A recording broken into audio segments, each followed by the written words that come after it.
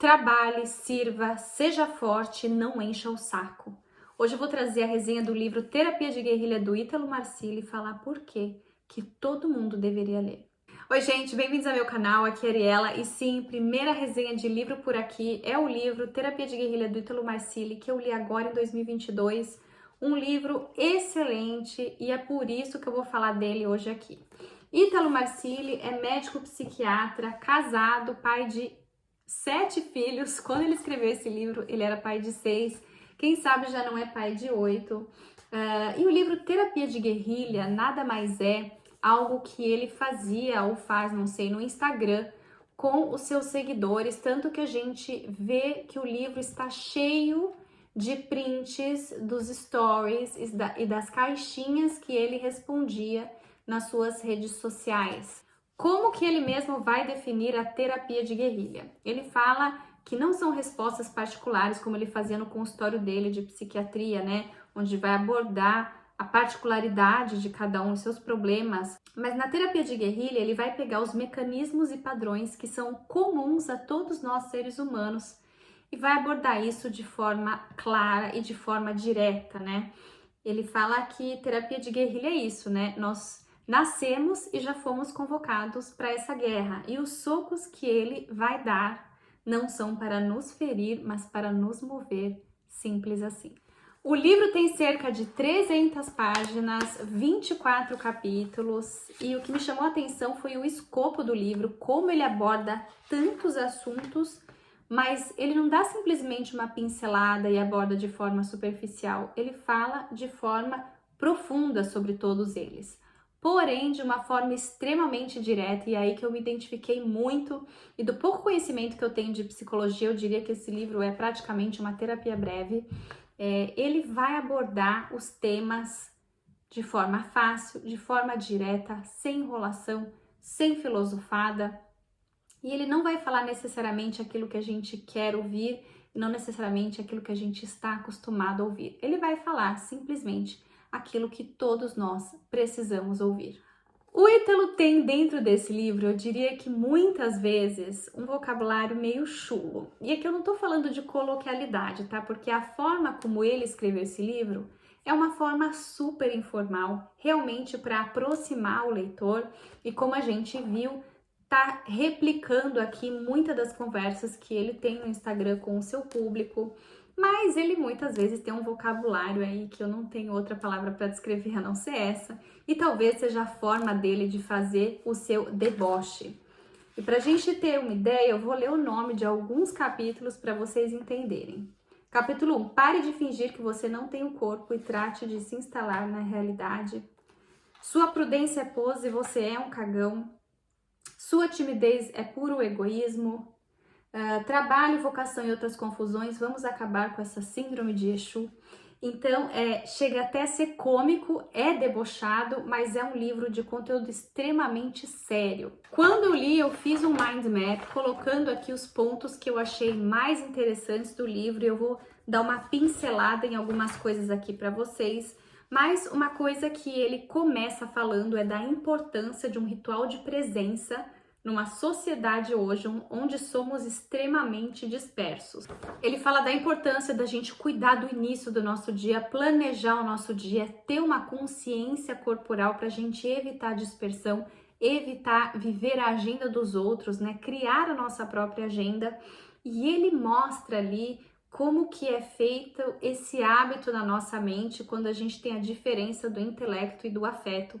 Ele explica sucintamente que quando a gente toma decisão pelo intelecto, o intelecto ele extrai a verdade da falsidade. Já o afeto é a inclinação do desejo. Então, é tudo que é simpático versus o que é antipático, né? Então, quando a gente, por exemplo, vai acordar, tem um compromisso aquele dia, a gente sabe que é mais simpático ficar na cama e não fazer nada. Então, muitas vezes a gente deixa se levar por esse lado do cérebro onde a gente precisa desenvolver um domínio. Inclusive, ele fala dessa janela de hesitação, porque o cérebro ele vai tentar defender a gente dos nossos riscos diários, né, do desconforto, daquilo que é antipático. E ele fala que quando a gente entra nessa janela de excitação, a gente tem que sair dela, a gente tem que fugir dela, a gente tem que dominar o afeto para a gente não simplesmente cair sempre naquilo que é simpático. Inclusive, ele fala que o incômodo é necessário para sair do planejamento à ação, para a gente sair da inércia e realmente fazer acontecer. O Ítalo fala que a frustração é falta de força do espírito, da psique, falta de força física, força estética e moral. Ele fala que a inutilidade gera frustração e que a inveja é a dificuldade de reconhecer a grandeza de quem é superior a nós, né? Por isso que ele fala: trabalhe, sirva, seja forte, não encha o saco. A gente acha que todas as pessoas nos devem algo, a gente acha que as pessoas nos devem mais do que nós merecemos. A gente se torna invejoso, a gente se torna frustrado e a gente fica sempre na inércia.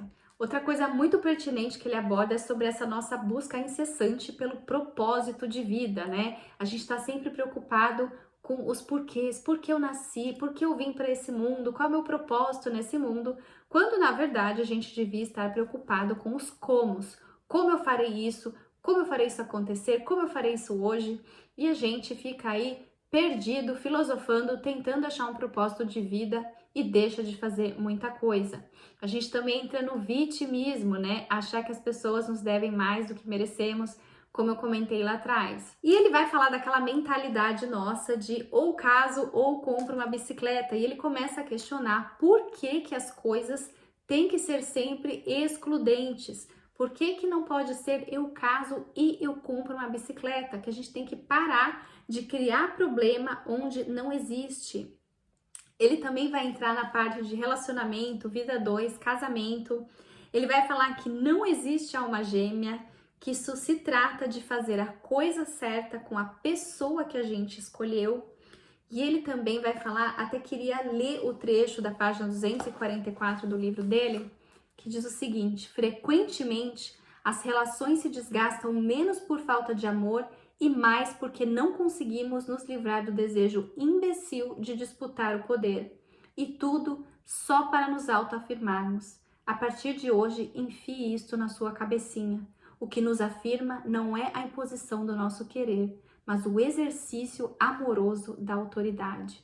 Simplesmente ele mostra que o que destrói muitos casais é essa disputa de poder, que é uma dinâmica de exclusão, enquanto o exercício da autoridade, ele cria um ambiente em que as pessoas querem estar, um ambiente que as pessoas querem seguir e que essa deve ser a dinâmica de um casal. Ele também vai falar da importância de investir nos estudos. Na página 215 ele fala: não economize com sua educação, invista em cursos, compre ferramentas sem dó, invista em você, torne-se mais inteligente, fertilize o terreno da sua mente. Caso contrário, há de ganhar menos dinheiro, não irá sair do seu estado financeiro atual. Ele fala que a vocação é a articulação entre o chamado e as circunstâncias, né? Então a gente não tem que ficar também só perdido nessa coisa de qual é a minha vocação, o que simplesmente eu amaria fazer porque eu sou infeliz com o que eu estou fazendo. Você tem que articular o seu chamado com as circunstâncias nas quais você encontra. E ele também fala que liberdade é a capacidade de escolher o bem e não de escolher qualquer coisa, algo que a gente vê muito distorcido na sociedade de hoje. Liberdade é fazer o que quer, é libertinagem, é relativismo, quando na verdade a real liberdade é fazer boas escolhas. São realmente muitos temas que ele aborda, eu simplesmente falei aqui por cima algumas coisas.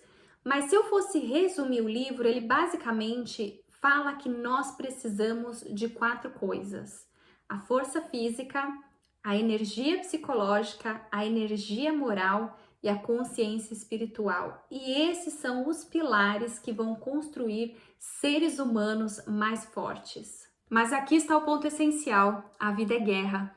Se você nasceu, já está convocado. A vida não espera você virar gente para acontecer colocando em stand-by os eventos cósmicos até que você seja alguém capaz de erguer a cabeça em vez de ficar no canto chorando suas pitangas. Engula o choro. Quer ser um bebezão para sempre? Alguém com quem as pessoas não podem contar? Assim, nem você vai poder contar consigo mesmo. Eu acho que ficou bem clara a minha visão sobre esse livro. É um livro que todo mundo deveria ler e não é aquele livro que você vai ler e vai guardar na gaveta. É um livro que você vai ler, reler e consultar ao longo dos anos. Inclusive, diria que adolescentes, a partir aí de seus 14 anos, pais, deem esse livro para eles lerem. Espero que vocês tenham gostado dessa resenha. Se vocês gostaram, deixem um curtir nesse vídeo, se inscrevam aqui no canal e a gente se vê no próximo. Um super beijo. Tchau!